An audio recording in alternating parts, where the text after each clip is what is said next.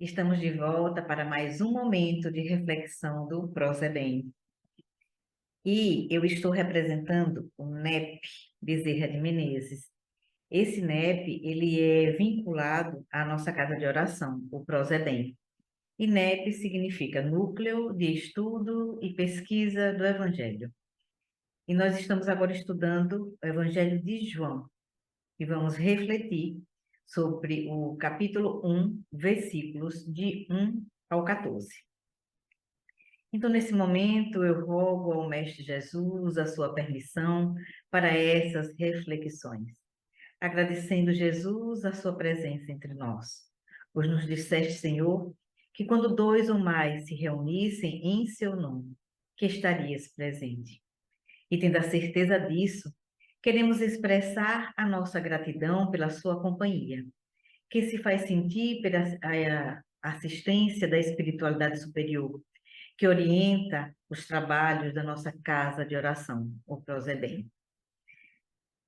A bibliografia da reflexão de hoje está no Novo Testamento, a tradução de Haroldo Dutra, o Evangelho por Emmanuel, da FEB, o Evangelho de João, interpretado e comentado, de Haroldo Dutra, o Evangelho de João, traduzido e comentado por Jean-Yves Leloup, Luz Imperecível, estudo interpretativo do Evangelho à luz da doutrina espírita.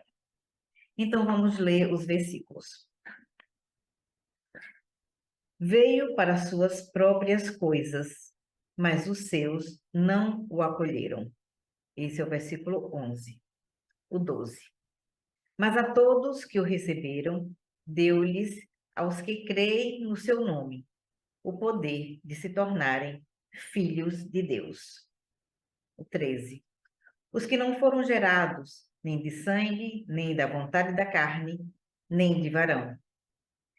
E o verbo, 14. E o verbo se fez carne e taberculou entre nós. Em algumas traduções tem, e habitou entre nós. Aqui em João tem, tabernaculou entre nós. E contemplamos a sua glória, semelhante à de um unigênito do Pai, pleno de graça e verdade. Temos ideia do que significa ser filho de Deus? Sentimos-nos filhos de Deus? Deus é inteligência suprema, causa primária de todas as coisas. E dentre essas coisas estamos nós, espíritos encarnados e desencarnados, que somos os seres inteligentes da criação. Essa inteligência suprema, Deus, rege todas as coisas do universo através de leis perfeitas de amor e justiça. Nada sai do seu controle. Ao descobrirmos a beleza e a harmonia da natureza, vamos nos encantando e percebendo como tudo funciona com perfeição, do micro ao macro. Tudo tem sua função na natureza. Tudo se entrelaça, se interliga. Uma verdadeira obra de arte. Quando Allan Kardec pergunta aos espíritos, na questão 132 do Livro dos Espíritos, qual o objetivo da encarnação, ele recebeu a seguinte resposta: Deus impõe a encarnação aos espíritos com o fim de fazê-los chegar à perfeição. Mas para uns é expiação, para outros é missão. Mas para alcançarem essa perfeição, nós temos que sofrer as vicissitudes da existência corporal. Isso para o nosso aprendizado. A encarnação visa ainda o de pôr o espírito em condições de suportar a parte que ele toca na obra da criação. Porque, na verdade, né, gente, a gente não veio aqui a passeio. A gente veio para fazer algo, para cumprir uma missão, para nos melhorar. E aí precisamos entender que não somos partes do Criador, e sim emanações dele. Somos sua obra, somos seus filhos, e somos independentes daquele que nos criou. Carregamos em nosso íntimo sua assinatura, que nos leva inevitavelmente à felicidade. Um pai sempre está próximo e presente na vida dos seus filhos, não é mesmo? Nós é que não percebemos o Pai, Deus, como deveríamos, pois não temos sensibilidade para isso e precisamos desenvolvê-la. Essa sensibilidade faz parte das nossas conquistas morais, assim como o amor ao próximo, e que juntos constroem a religiosidade, que nos dará a capacidade de perceber o Criador, percebendo o nosso próximo e construindo um laço de amor entre nós e o Pai maior. Mas o que significa ser filho de Deus? Então, Deus, como inteligência suprema, ele rege tudo no universo, né? Através das leis de amor, de justiça e de caridade. Primeiro, Kardec ele coloca, quando estuda as leis morais, nessa ordem: justiça, amor e caridade. E sabemos que nada sai do seu controle, como eu já falei. Então, somos sua obra, porque somos filhos dessa criação e carregamos dentro de nós a sua assinatura, como nos disse Emmanuel em Fonte Viva, no capítulo 30, chamado Educa. O Espírito traz consigo o gene da divindade. Deus está em nós quanto estamos em Deus. Naquela passagem do Evangelho, em Mateus, capítulo 12, versículos de 46 a 50. Quem é minha mãe e quem são meus irmãos? E olhando para os que estavam sentados à roda de si, lhes disse: Eis aqui a minha mãe e meus irmãos. Porque o que fizer a vontade de Deus, esse é meu irmão, minha irmã e minha mãe. E a vontade de Deus é a obediência à lei divina ou lei natural. E essa lei, ela é eterna e imutável como o próprio Deus. Essa resposta está no Livro dos Espíritos, a pergunta 615 que Kardec fez aos espíritos, perguntando assim: a lei de Deus é eterna? Aí, essa resposta que ele dá, e a vontade de Deus é a obediência à lei divina natural, e ela é eterna e imutável como o próprio Deus. Por isso, Kardec colocou no capítulo 1 do Evangelho segundo o Espiritismo o seguinte: não vim destruir a lei, mas dar-lhe cumprimento. Né? Foi isso que Jesus nos disse. E esse é o primeiro capítulo do Evangelho segundo o Espiritismo. No livro Boa Nova, capítulo 3, existe uma conversa entre Jesus e Anã, que era um sumo sacerdote, né? Ele tinha sido o chefe, né, do Sinédrio há alguns anos atrás. E antes de Jesus, né, fazer essa pergunta a ele, e ele perguntou assim a Jesus: o que é que ele fazia em Jerusalém? E a resposta de Jesus: passo por Jerusalém, buscando a formação do reino de Deus. Anã pergunta o que ele pensava e o que vinha a ser isso. E Jesus, ele, muito sabiamente e muito tranquilamente, ele responde que o reino de Deus é a obra divina no coração dos homens. E no final desse diálogo, quando Hanan pergunta se ele conhece Roma ou Atenas, ele responde: conheço o amor e a verdade. E Hanan, inquieto com as respostas de Jesus, pergunta se ele tinha conhecimento dos códigos da corte provincial e das leis do templo. E aí Jesus responde: sei qual é a vontade do meu Pai, que está nos céus. Então, são essas conquistas morais que nos dará a capacidade de conhecermos o Criador.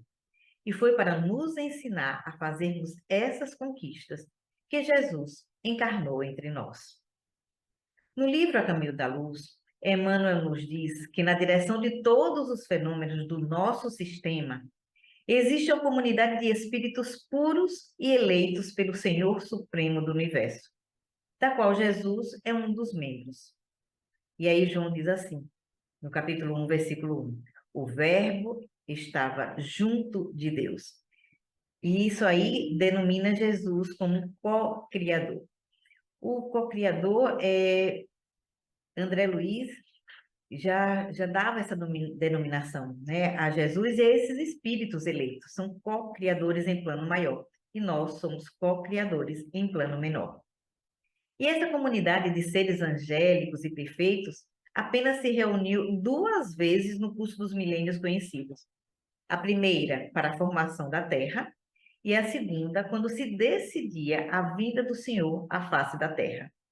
E João, nesse capítulo 1, versículo 14, ele diz: E o Verbo se fez carne e tabernaculou entre nós. Jesus vivendo entre nós nos mostrou como é possível, a partir do conhecimento da vontade do Pai, praticar as leis de Deus segundo o seu exemplo. E isso exige um esforço intelecto-moral por parte de cada um de nós. Na questão 619 do Livro dos Espíritos, que Kardec pergunta: Deus proporcionou a todos os homens os meios de conhecerem a sua lei? Os espíritos superiores respondem: todos podem conhecê-la, mas nem todos a compreendem.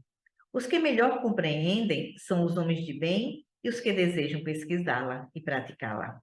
Não obstante, um dia todos a compreenderão, porque é necessário que o progresso se realize.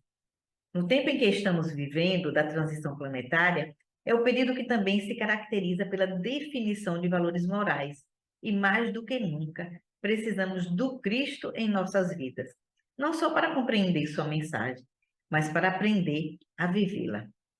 E no capítulo 174 do livro Vinha de Luz, Emmanuel nos diz: achamos-nos até hoje em simples fase de começo de apostolado evangélico.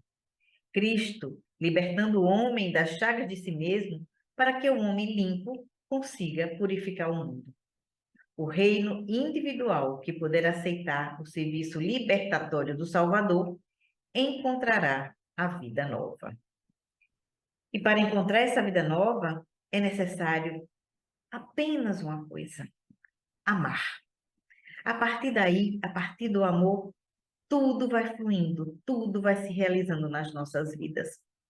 E no capítulo 11 do Evangelho segundo o Espiritismo, no item 10, tem uma mensagem do Espírito Sanson que diz assim: amar, no sentido profundo do termo, é ser leal, probo, consciencioso, para fazermos aos outros aquilo que se desejaria para si mesmo.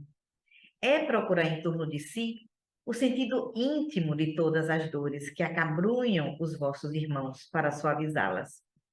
É considerar como sua a grande família humana.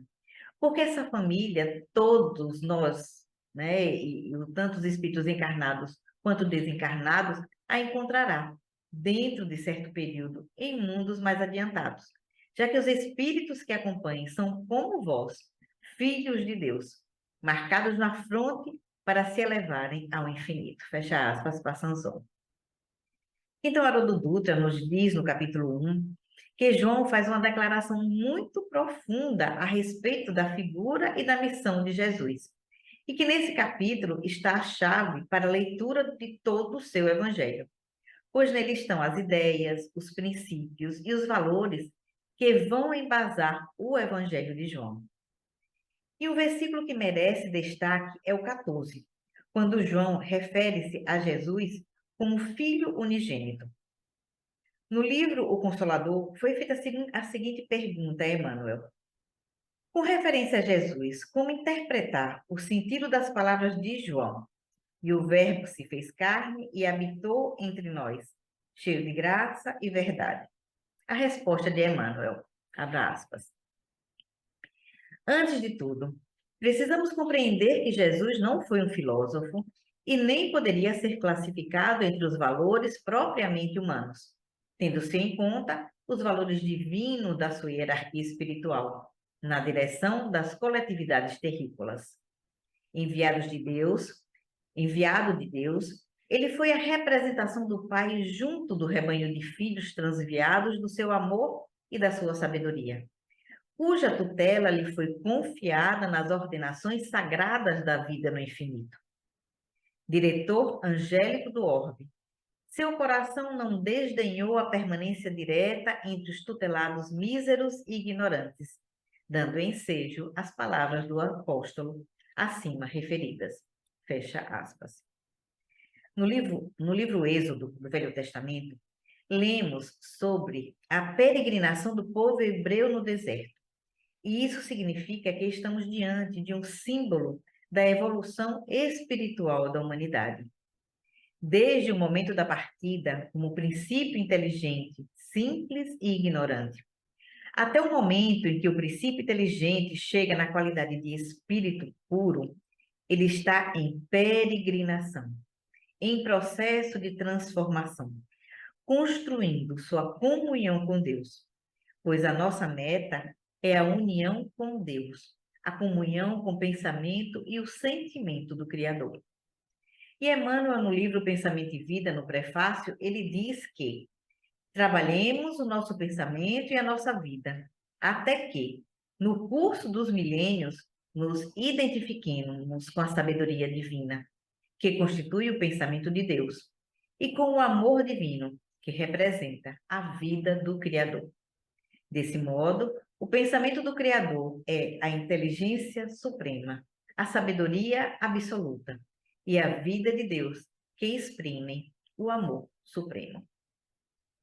Nós, enquanto espíritos encarnados nesse mundo de expiação e provas, encontramos dificuldades em sermos fiéis a Deus e optamos por sermos fiéis a nós mesmos, pois o interesse pessoal é a marca da nossa divisão. Mas, através do processo de reencarnação, vamos nos aprimorando moralmente até a condição de espíritos puros. E a partir daí, a nossa fidelidade a Deus será absoluta. Os espíritos puros são filhos e os cristos são filhos unigênitos, pois estão em comunhão indescritível com Deus. Então, eles são um com o Pai. Como Jesus disse, eu e o Pai somos um. Daí a afirmação de João, no versículo 14, de unigênito para Jesus. Analisando esse versículo, e o Verbo se fez carne. Chega um momento em que a misericórdia de Deus presenteia a humanidade com seu Filho, o Logos, o Verbo que reúne em si mesmo toda a expressão da vida em plenitude. Fazendo-se carne, colocou-se em condições idênticas a todos, para nos ensinar, falando e vivendo seus ensinamentos, para nos mostrar que tínhamos condições de vivermos o seu Evangelho. E habitou entre nós, isto é, Jesus, vivendo na terra, enfrentou os mesmos problemas e dificuldades, e ainda por cima, a ignorância dos homens. E assim, ele habilitou a humanidade a penetrar nas faixas do bem, e que esse bem podia ser distribuído em qualquer lugar, a céu aberto, nos montes, nos campos, nas praias. Não precisava de templos, sinagogas, nenhum ambiente especial. Foi assim que Jesus viveu. Ele ia andando, conversando com um, com o outro, e ia ensinando sempre. E vimos a sua glória. A proposta de Jesus foi trazer o amor do Pai e fazer a vontade do Criador, o que ele cumpriu à risca. Como a glória do unigênito do Pai, unigênito, Filho único, dos filhos de Deus, Jesus é o maior que a Terra conheceu, único na evolução dele, com relação ao mundo em que vivemos. Cheio de graça. Graça é a síntese de todas as virtudes. E Jesus é a síntese de todas as virtudes. E de verdade. A verdade absoluta é a palavra de Deus, a expressar-se em suas leis, em seus ditames. E em Jesus está também a verdade plena, como orientador e educador da humanidade. Jesus nunca afirmou, tenho a verdade, e sim, eu sou a verdade. Sua presença no mundo é uma presença filial, e toda a sua obra é transformar seres dispersos, múltiplos que somos, e monogênitos, unificados, filhos unicamente voltados para o Pai. Maravilhoso esse versículo, não é? E estudando assim, pedacinho por pedacinho, a gente percebe a riqueza. Então, gente, chegou a nossa hora de agradecermos a oportunidade de estarmos aqui, falando do Evangelho de Jesus, através de João, do seu Evangelho maravilhoso. O Evangelho de João traz muito conhecimento, é um Evangelho espiritualizado, e assim, todos que tenham a oportunidade de estudá-lo, verá a riqueza que é ele. Então, agradecemos o imenso amor de Jesus por todos nós e que Jesus nos envolva para que assim possamos receber a sua paz, a paz do Cristo, a paz que nos leva à união íntima com o Cristo, a paz que consiste na obediência à vontade do Pai, seguindo as suas leis que estão gravadas na nossa consciência e que se constitui a assinatura de Deus na sua criação. Deus conosco, hoje e sempre.